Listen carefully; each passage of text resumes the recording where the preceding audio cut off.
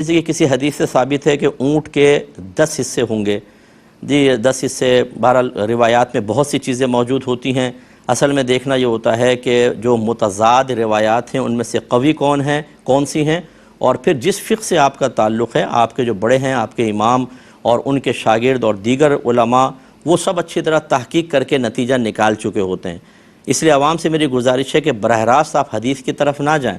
اگر آپ میرا درس بخاری سن رہے ہوں گے تو آپ اس بات کو مانیں گے کہ میں جہاں پہ بھی حدیث میں ایسی چیز آتی ہے کہ ظاہری اعتبار سے اگر پبلک اس کو لے لے تو گمراہ ہو جائے گی، کیونکہ اس کے مقابل اور بہت ساری حدیثیں موجود ہوتی ہیں.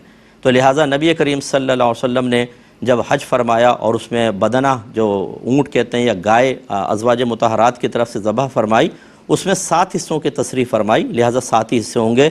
10 والی روایت کے اوپر آپ توجہ نہ فرمائیے.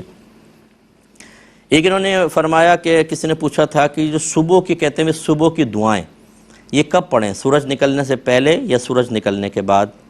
اس طرح کہتے ہیں یہ شام کی دعائیں ہیں، تو یہ غروب آفتاب سے پہلے ہوں گی یا غروب آفتاب کے بعد ہوں گی؟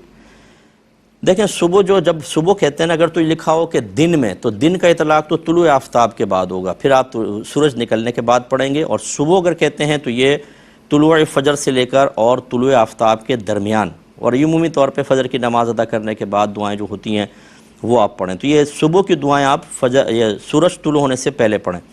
اور شام کی جو ہیں وہی ہوتا ہے کہ غروب سے پہلے جو ہوتا ہے وہ شام ہوتی ہے، غروب کے بعد تو رات سٹارٹ ہو جاتی ہے، تو وہ بھی گویا کہ عصر کے آخری ٹائم کے اندر آپ پڑھیں، تو یہ اس کا مفہوم ہوگا. ایک بھائی نے پوچھا، بچے نے، چلیں پہلے بریک لے لیتے ہیں، ہمیں یقین ہے آپ ہمارے ساتھ ہی رہیں گے.